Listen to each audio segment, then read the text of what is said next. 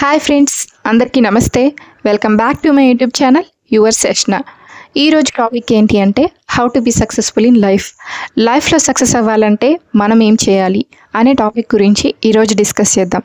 Before that, మన channel ఎవరైనా కొత్తగా చూస్తున్నట్లయితే ఛానల్కి ఒక లైక్ చేయండి, షేర్ చేయండి, సబ్స్క్రైబ్ చేయడం మాత్రం మర్చిపోకండి.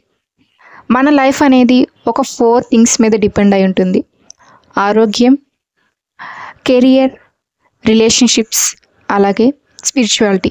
ఈ 4 మీదే మన లైఫ్ డిపెండ్ అయి ఉంటుంది. ప్రతి ఒక్కరూ ఈ 4 విషయాల్ని డిఫరెంట్ సబ్జెక్ట్స్గా చూస్తారు. కొంతమంది ఆరోగ్యమే మహాభాగ్యం అని ఫీల్ అవుతారు. మరికొంతమంది మన దగ్గర డబ్బులు ఉంటే చాలు, ఏదైనా చేయొచ్చు అని ఫీల్ అవుతూ ఉంటారు.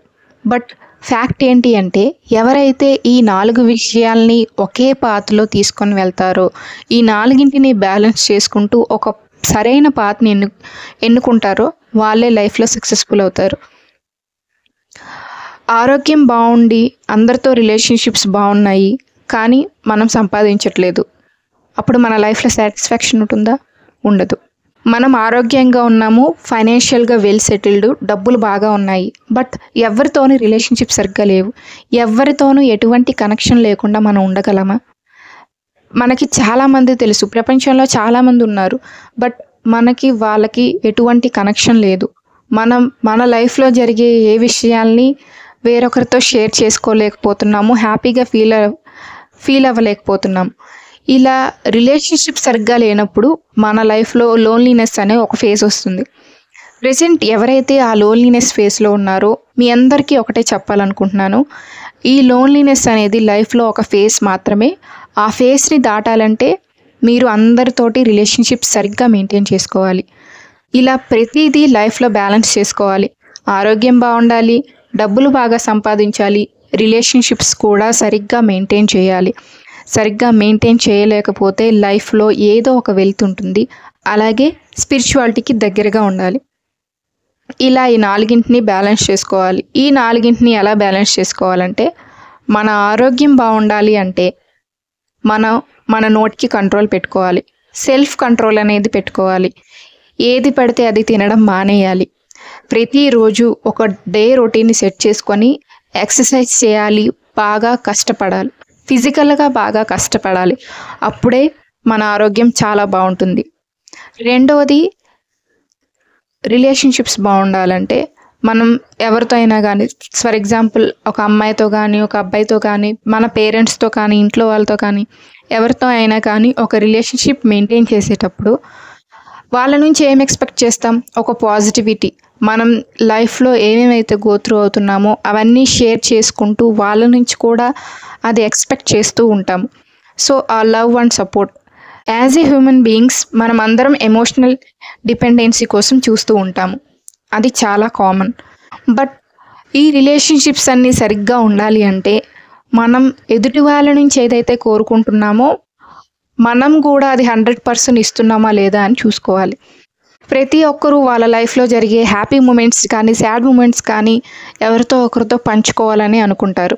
ఎవ్వరూ కూడా ఆ ఫీలింగ్స్ అన్నీ వాళ్ళలోనే ఉంచుకొని బాధపడుతూ ఉండరు. సో ప్రతి ఒక్కరూ అందరితో కలిసిమెలిసి అందరినీ నవ్వుతూ ఉండాలని కోరుకుంటారు.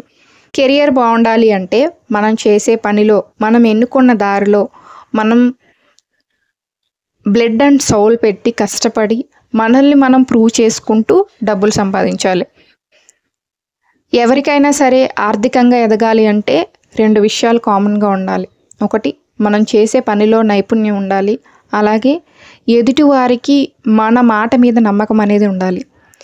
ఈ మాట మీద నమ్మకం ఉండడం అనేది మన రిలేషన్షిప్స్ని, అలాగే మన కెరియర్ని చక్కగా సరిదిద్దుకోవడానికి బాగా హెల్ప్ చేస్తుంది. ఎందుకంటే ఎవరైనా ఒక ప్రాజెక్ట్ మేనేజర్ వచ్చి నువ్వు ఈ ప్రాజెక్ట్ ఎన్ని రోజుల్లో చేయగలవు అని అడిగినప్పుడు నీ కెపాసిటీని బట్టి నువ్వు ఒక 2 రోజులు ఎక్స్ట్రా అయినా చెప్పాలి. అంతేగాని ఆ ప్రాజెక్ట్ నీకే రావాలి అని 15 రోజుల్లో అయ్యే ప్రాజెక్ట్ని 10 రోజుల్లోనే కంప్లీట్ చేసేస్తాను అని ఇలా ఫేక్ వర్డ్స్, ఫేక్ ప్రామిసెస్ చేయకండి. ఎందుకంటే దానివల్ల నష్టపోయేది మీరే. ఆ టైంకి ఆ టెంపరరీ సిచ్యువేషన్ మీకు చాలా చిన్నదిగా అనిపించవచ్చు, బట్ అది లాంగ్ టైంలో మీ మీద ఎఫెక్ట్ చూపిస్తుంది.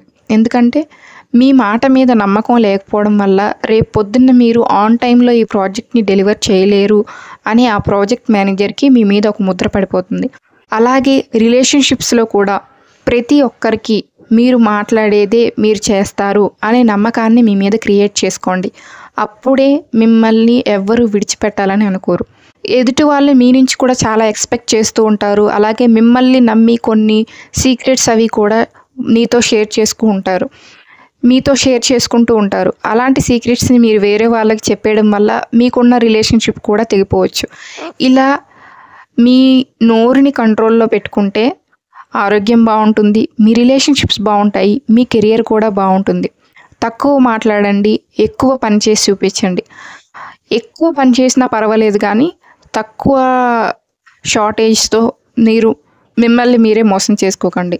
4వది స్పిరిచువాలిటీ. కొంతమంది అపోహ ఏంటంటే మనం స్పిరిచువాలిటీకి దగ్గరగా వెళ్తూ ఉంటే ఫ్యామిలీస్లో కానీ ఫ్రెండ్స్లో కానీ మనల్ని దూరం పెట్టేస్తారు, మనల్ని ఓల్డ్ స్కూల్ లాగా భావిస్తారు అని అనుకుంటూ ఉంటారు.